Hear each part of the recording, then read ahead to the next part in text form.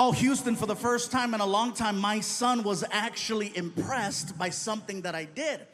You gotta figure, this is not impressive to my son because he grew up in this environment, okay? You saw that, right? I saw like a, that's like the third one I've seen. It's like stuff keeps, people upstairs from Tombow, keep talking.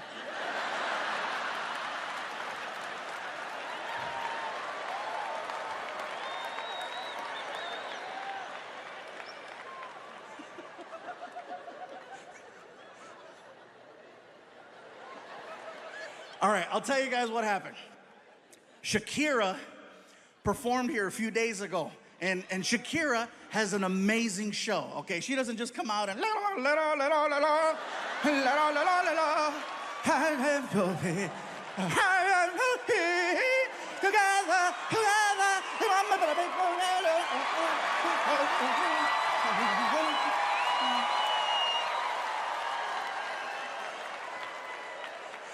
I think I just hurt myself.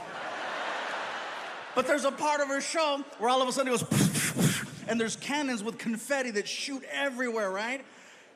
And I think that was leftover Shakira. Yeah. Can we edit out the part where I burned 800 calories? Oh my God. So where was I? Oh, this does nothing for my son. And the reason why I say that is because he grew up in this environment. He's been to 1,000 shows. He's seen me on TV 1,000,000 times. It's not a big deal. But the fact that I got stopped by a cop and the cop recognized me and geeked out and let us go, I earned street cred with my kid. Yeah, Frankie was like, that's the coolest thing I've ever seen. And I'm like, hell yeah, cuz, that's right. You better recognize, player. We get home, he woke up his mom. Mom, you should have seen it. We got stopped by the cops. Are you okay? Yeah, they recognized Dad and they let us go. And she stayed quiet. And I told her, huh? I got recognized. And she said, ah.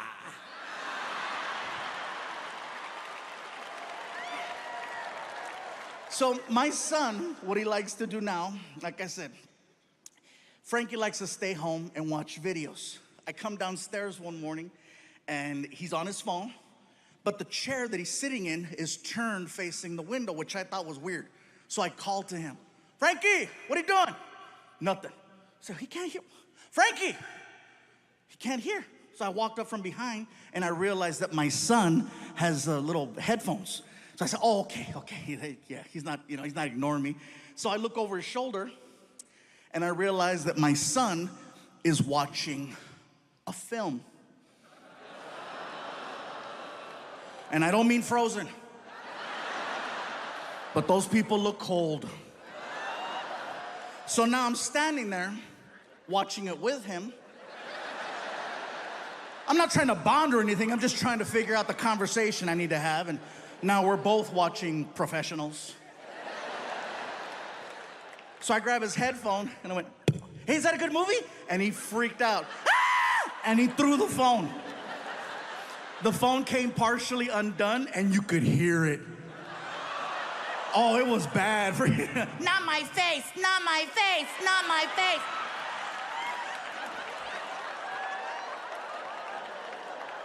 He turned bright red and he starts walking back over.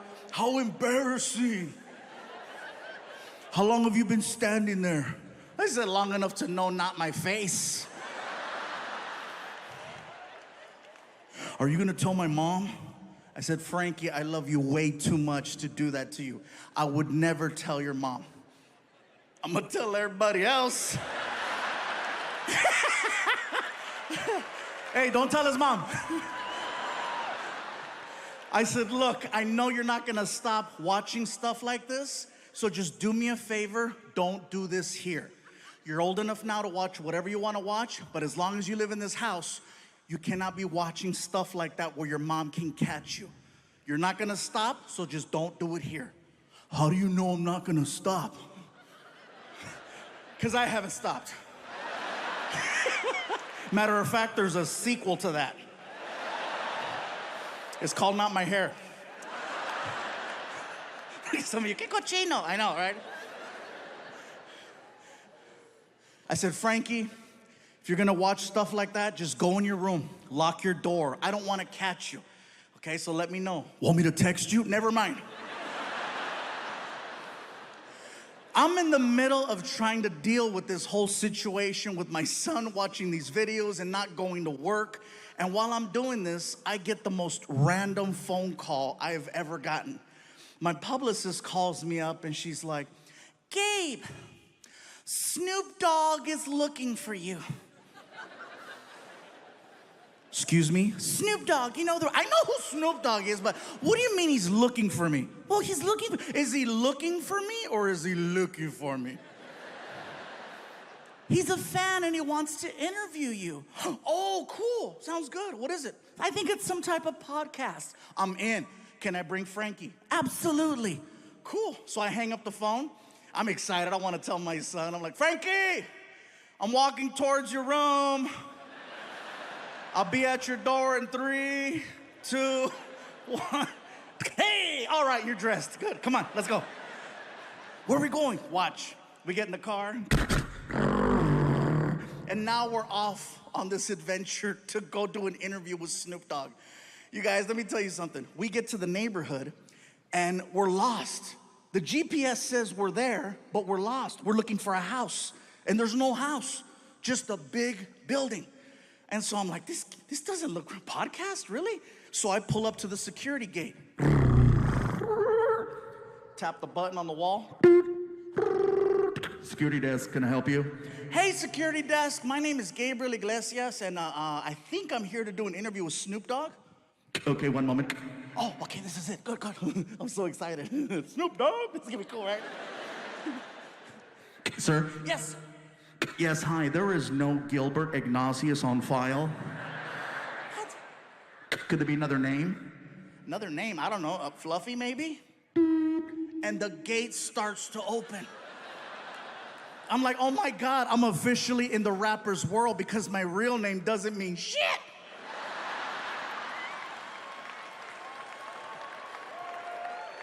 So we drive in.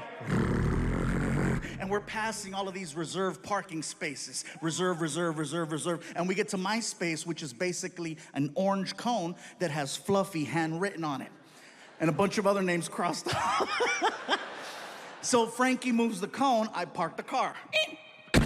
We walk into the building. My publicist is waiting for me, right? And she's like, Gabe, you made it. Frankie, how are you? Listen, I just finished talking to Snoop. Wow. He is everything you think he is and just a little bit more. He is so sweet. I cannot believe he was charged with double murder. He told me to just walk you guys into the studio and he'll be right back. He said he had to go outside and get in the right headspace or something. Okay, cool. So she walks us into Snoop's studio. I'm thinking I'm there for a podcast. Come to find out, it's for a TV show. Snoop has a TV show where he interviews celebrities. Everyone in the room is waiting for Snoop to return. You can hear the small talk, you know.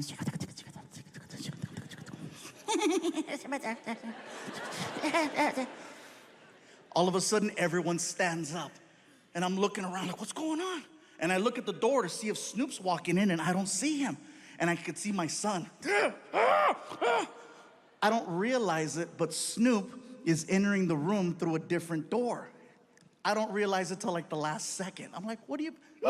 So I jump up, I push in my chair. I'm so nervous, I don't know how to address him. So I'm like,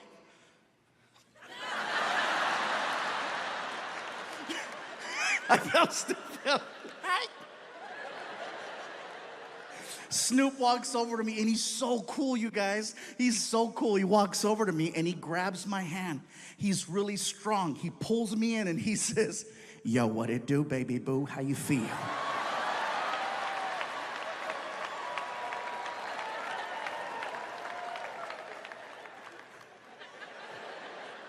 Thank you for having me. Yeah. Can I sit down? For sure. I sit down, I look over, I see my son. My son's like,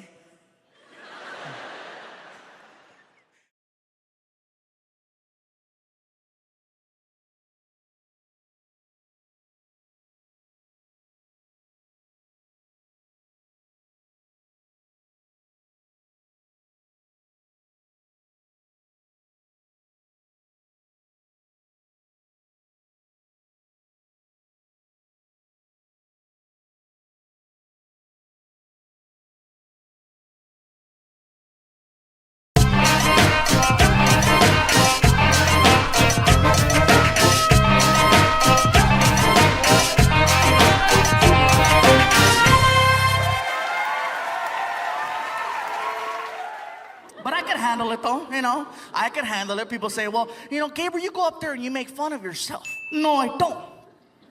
I come up here and I tell you the things that I heard people say. There's a difference. Sometimes I set myself up for jokes and I don't realize it. 3 years ago, I bought a Beetle, not even thinking. That's not the joke, shut up. See, I can't even tell you guys this story already. I wasn't thinking. I bought the car because it was affordable, economical, brand new freaking Beetle for like 17 grand. I was like, first new car. I go to show it off at my friend Martin's house. I thought it was nice. I pull up, Martin! He lives in the hood. I don't get out of the car. Across the street, there are these gang members. The kind of gang members that don't really get into, like shooting people and stuff like that. They just hang out on the porch and talk a lot of smack. And so I'm there in a Beetle, and across the street I hear this, right? I'm like, Martin! And over here I hear, Órale! Hey, what's up, guys? How's it going? How'd you get in there, is it?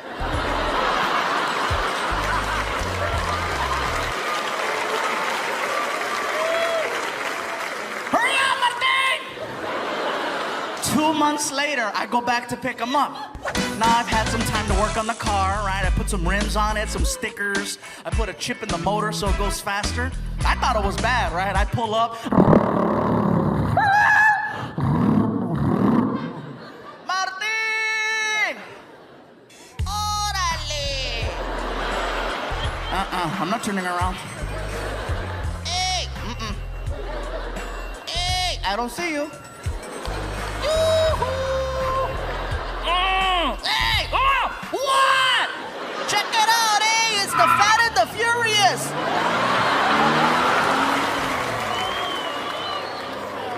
I didn't even wait, man. Got rid of that car, man. I traded it in and got myself a big old SUV. Oh, it was nice for a while. This car freaking sucked on mileage, so man, I got 11 miles to the gallon. Oh, you cannot be badass in a car that kills gas like I kill tacos. You can't be at the stoplight trying to intimidate other cars. What? Whoa. $20 right there. Hell no, man. But it was kind of cool. It had a GPS navigational system in it, an OnStar, which was really cool. I'm driving and all of a sudden this girl's talking to me. Right turn up ahead. In 3/4 of a mile, left turn. And I'm like, whatever you say, baby.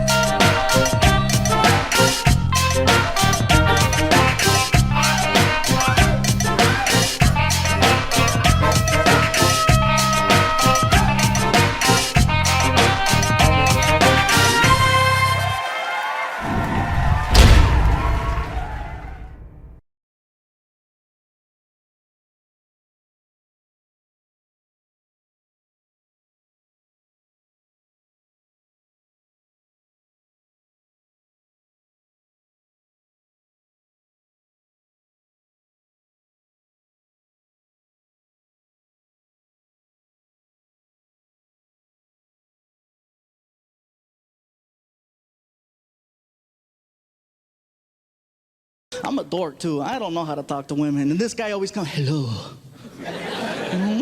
Girls go crazy. And ladies, I'm gonna tell you right now, if a pretty man is your thing, if a gorgeous GQ guy is what you want, then by all means, go for it. But I'm gonna let you know right now, in the long run, a pretty man is gonna do nothing but lie to you, cheat on you, and break your heart. That's why, ladies, you need to start giving guys like me a chance.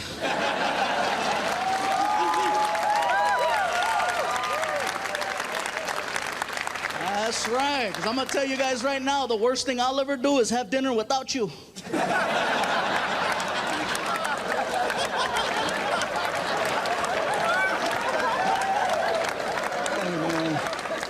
And everybody...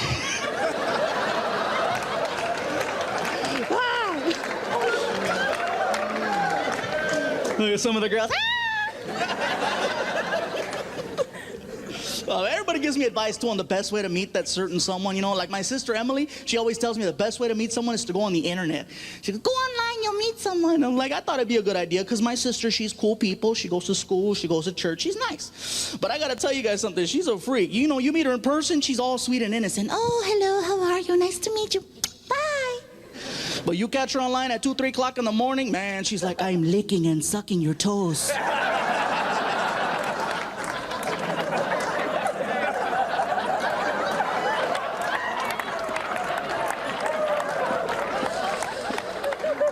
Ooh, do you like it? Now, see, that's scary. It is, because I had no idea she was online. I was like, yeah, I like it.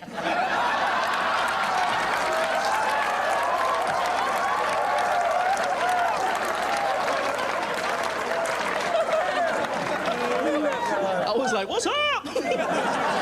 I see my sister the next day. She's like, I met someone. I said, me too. Check it out. I got some sandals. What's up? But you guys have to be careful. If you're gonna meet people on the internet, be careful, because you don't know what you're gonna get. You don't. I went on a blind date with a girl who was half Sasquatch, half Chupacabra. Yes, some of the white people, Chupa what? It's like Bigfoot, only smaller. Like cousins, you know? You gotta be careful, because they'll throw these little mysterious words out there to kind of like, get you excited. Like this one girl, she described herself as Bubbly, you know? And I hear Bubbly, and I was thinking, oh my God, wow, really? Shut up, wow, really? Shut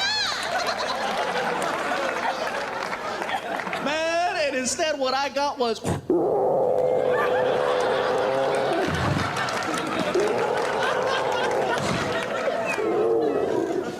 standing there. You have to be careful. And I said, you know what? Okay, maybe it's my bad luck. Couldn't possibly happen to me 3 times, right? So I gave it another shot. I went on another blind date with a girl who said she was a sexy Latina. I was excited. What's up? I get to her house, you guys, she was not Latina. Oh, no. She was black. Now, I didn't have a problem with her being black, but she specifically wrote out, I'm Latina. So I called her on it, right? I said, hey, girl, before we go any further, didn't you say that you were Latina? You know what she told me? She got mad. She was like, boo, I am Latina. Shoot, that's my name.